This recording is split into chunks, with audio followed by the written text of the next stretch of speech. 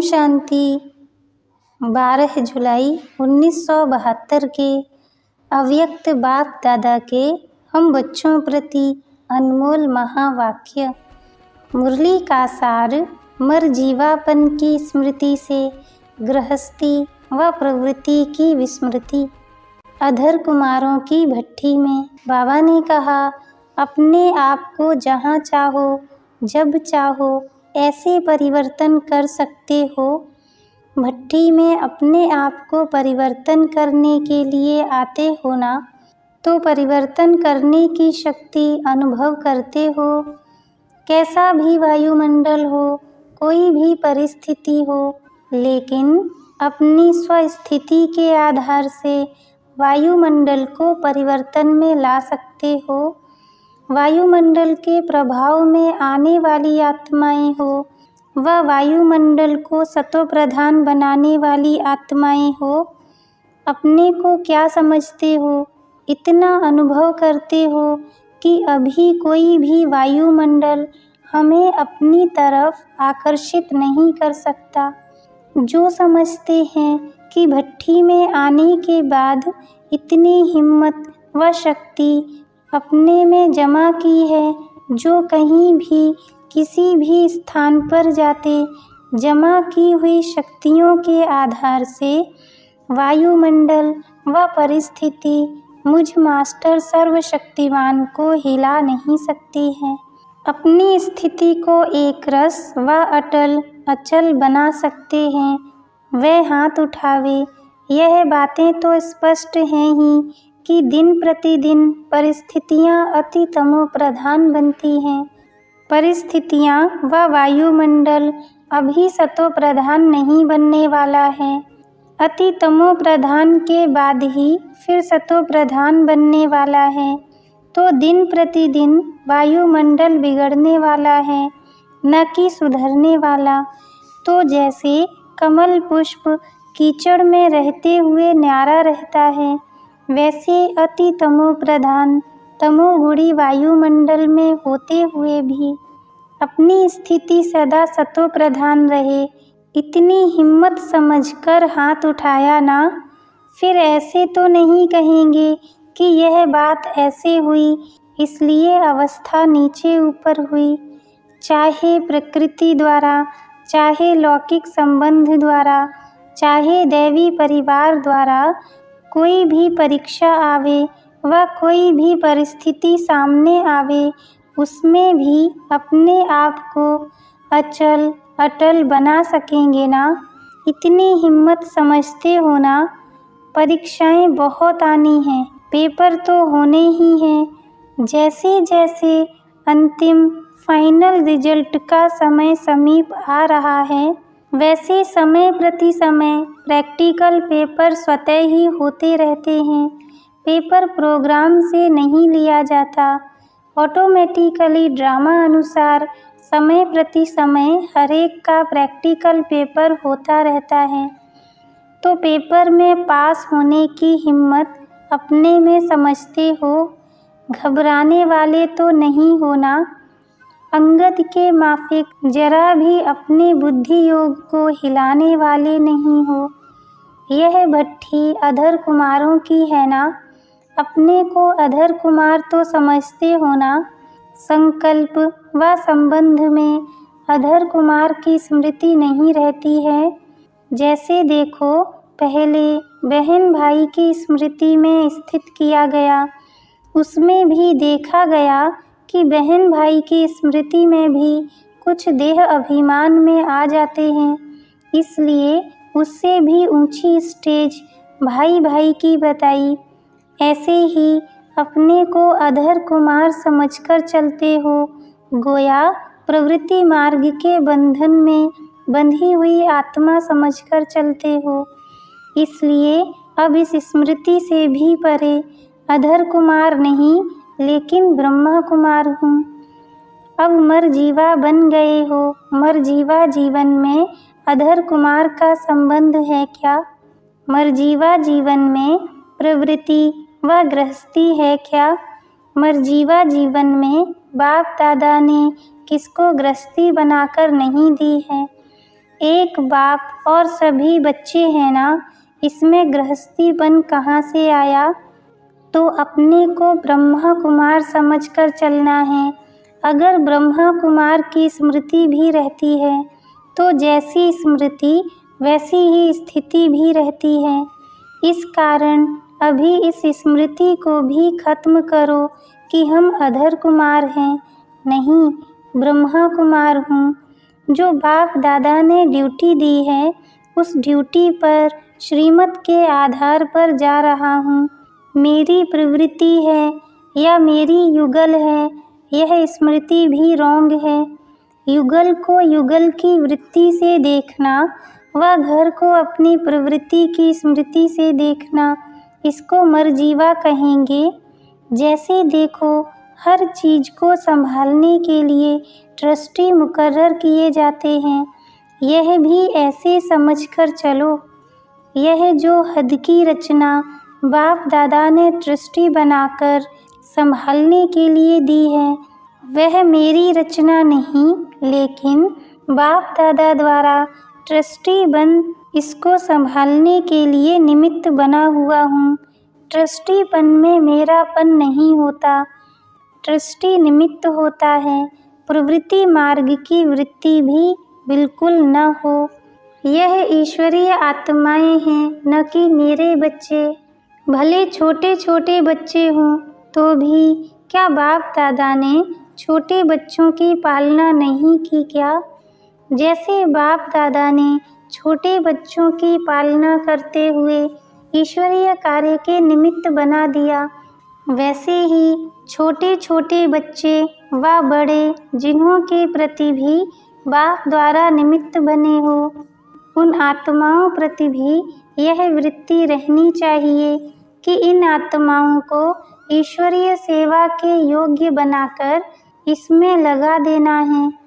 घर में रहते ऐसी स्मृति रहती है जैसे ईश्वरीय परिवार की अनेक आत्माओं के संबंध व संपर्क में रहते हो, वैसे ही जिन आत्माओं की ड्यूटी मिली है उन्हों के साथ भी ऐसे ही संपर्क में आते व फर्क रहता है। जो आप लोगों के संपर्क में रहने वाली आत्माएं हैं, उन्हों से रिजल्ट मंगाई जाएगी। जैसे सेवा केंद्र के निमित्त बनी हुई बहनों व भाइयों से उस ईश्वरीय दृष्टि वृत्ति से संपर्क में आते हो, वैसे ही उन आत्माओं से संपर्क में आते हो व पिछले जन्म का अधिकार समझ चलते हो। समय प्रति समय स्थिति और वृत्ति ऊंची होती जा रही है ना, और जब तक समय के प्रमाण अपनी स्थिति और वृत्ति को ऊंचा नहीं बनाया है व परिवर्तन में नहीं लाया है, तब तक ऊंच पद कैसे पा सकेंगे। जैसे साकार में बाप को देखा, लौकिक संबंध की वृत्ति, दृष्टि व स्मृति स्वप्न में थी, तो फॉलो फादर करना है ना। क्या वही लौकिक संबंधी साथ नहीं रहते थे क्या? तो आप लोगों को भी साथ रहते हुए इस स्मृति और वृत्ति में चलने की हिम्मत रखनी है। इस भट्ठी में क्या परिवर्तन करके जाएंगे? अधर कुमार का नाम निशान समाप्त। जैसे भट्ठी में पड़ने से हर वस्तु का रूप परिवर्तन हो जाता है, वैसे इस भट्ठी में मैं प्रवृत्ति मार्ग वाला हूँ, मैं अधर कुमार हूँ। इस स्मृति को भी समाप्त करके यह समझना कि मैं ब्रह्मा कुमार हूँ और इन निमित्त बनी हुई आत्माओं की सेवा करने के लिए ट्रस्टी हूँ। इस स्मृति को मजबूत करके जाना, यही है भट्ठी का परिवर्तन। इतना परिवर्तन करने की शक्ति अपने में भरी है व वहाँ जाकर फिर प्रवृत्ति वाले बन जाएंगे। अभी प्रवृत्ति नहीं समझना, लेकिन इस गृहस्थीपन की वृत्ति से परवृत्ति अर्थात दूर, गृहस्थी की वृत्ति से परे ऐसी अवस्था बनाकर जाने से ही अज्ञानी आत्माएं भी आपकी चलन से, आपके बोल से नैनों से जो न्यारी और प्यारी स्थिति गाई जाती है उसका अनुभव कर सकेंगे। अब तक दुनिया के बीच रहते हुए दुनिया वालों को न्यारी और प्यारी स्थिति का अनुभव नहीं करा पाते हो, क्योंकि अपनी वृत्ति इतनी न्यारी नहीं बनी है। न्यारी न बनने के कारण इतने प्यारे भी नहीं बने हो। प्यारी चीज सभी को स्वतः ही आकर्षण करती है, तो दुनिया के बीच रहते हुए ऐसी न्यारी स्थिति बनाएंगे तो प्यारी स्थिति भी स्वतः बन जाएगी। ऐसी प्यारी स्थिति अनेक आत्माओं को आपकी तरफ स्वतः ही आकर्षण करेगी। अभी भी मेहनत करनी पड़ती है ना, क्योंकि अभी तक जो न्यारी और प्यारी स्थिति होनी चाहिए वह प्रत्यक्ष रूप में नहीं है। अपने आप को प्रत्यक्ष करना पड़ता है। अगर प्रत्यक्ष रूप में हो तो प्रत्यक्ष करने की मेहनत न करनी पड़े, तो अब उस श्रेष्ठ स्थिति को कर्म में प्रत्यक्ष रूप में लाओ। अब तक गुप्त है, दुनिया के बीच अलौकिक दिखाई देते हो। कोई भी दूर से आप लोगों को देखते अलौकिकता का अनुभव करते हैं कि साधारण समझते हैं। प्रैक्टिकल जीवन का इतना प्रभाव है जो कोई भी देखकर समझे कि यह कोई विशेष आत्माएं हैं। जैसे स्थूल ड्रेस को देखकर समझ लेते हैं कि यह हम लोगों से कोई न्यारे हैं, वैसे ही यह सूरत व अव्यक्त मूर्त न्यारापन दिखावे तब प्रभाव निकलेगा। चलते फिरते ऐसी श्रेष्ठ स्थिति हो, ऐसी श्रेष्ठ स्मृति और वृत्ति हो जो चारों ओर की वृत्तियों को अपनी तरफ आकर्षण करे। जैसे कोई आकर्षण की चीज आसपास वालों को अपनी तरफ आकर्षित करती है ना, सभी का अटेंशन जाता है, वैसे यह रूहानियत व अलौकिकता आसपास वालों की वृत्तियों को अपनी तरफ आकर्षित नहीं कर सकती है। क्या यह स्टेज अंत में आनी है? साधारण रीति भी कोई रॉयल फैमिली के बच्चे होते हैं तो उनकी एक्टिविटी से, उन्हों के बोल से ना परिचित होते हुए भी जान लेते हैं कि यह कोई रॉयल फैमिली की आत्माएं हैं। तो क्या अलौकिक वृत्ति में स्थित रहने वाली श्रेष्ठ आत्माओं का दूर से इतना प्रभाव नहीं पड़ सकता है? क्या मुश्किल है? जो सहज बात होती है वह करने में देरी लगती है क्या?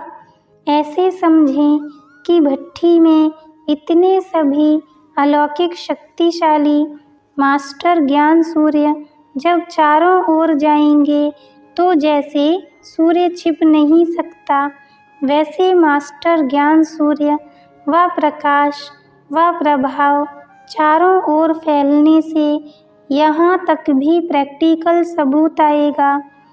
सबूत कौन सा? कम से कम जो आप द्वारा प्रभावित हुई आत्माएं हों उन्हों का समाचार तो आवे, स्वयं न आवे समाचार तक तो आवे। हर एक एक तरफ जाकर प्रभाव डाले तो कितने समाचार पत्र आएंगे, ऐसा सबूत देंगे। वह जैसे भट्ठी करके जाते हैं, कुछ समय प्रभावशाली रहते फिर प्रभाव में आ जाते हैं। बाप तो सदैव उम्मीदवार ही रहते हैं। जब रिजल्ट देखेंगे कि कहाँ तक अविनाशी रिजल्ट चलती है और कहाँ तक अचल रहते हैं। वरदान भूमि में वरदानों की प्राप्ति जो की है, उन प्राप्त हुए वरदानों से अब वरदानी मूर्त बनकर निकलना है। कोई भी आत्मा संबंध व संपर्क में आवे तो महादानी व महावरदानी इसी स्मृति में रहते हुए हर आत्मा को कुछ न कुछ प्राप्ति जरूर करानी है। कोई भी आत्मा खाली हाथ नहीं जानी चाहिए। आप तो महादानी हो ना, उस दान को संभालते हैं व नहीं, वह उनकी तकदीर हुई। आप तो महादानी बन अपना कर्तव्य करते रहो। उसी कल्याणकारी वृत्ति और दृष्टि से विश्व कल्याणकारी हूँ, महादानी हूँ, वरदानी हूँ। इसी पावरफुल वृत्ति में रहने से आत्माओं को परिवर्तन कर सकेंगे। अभी अपनी वृत्ति को पावरफुल बनाओ। अच्छा, ओम शांति।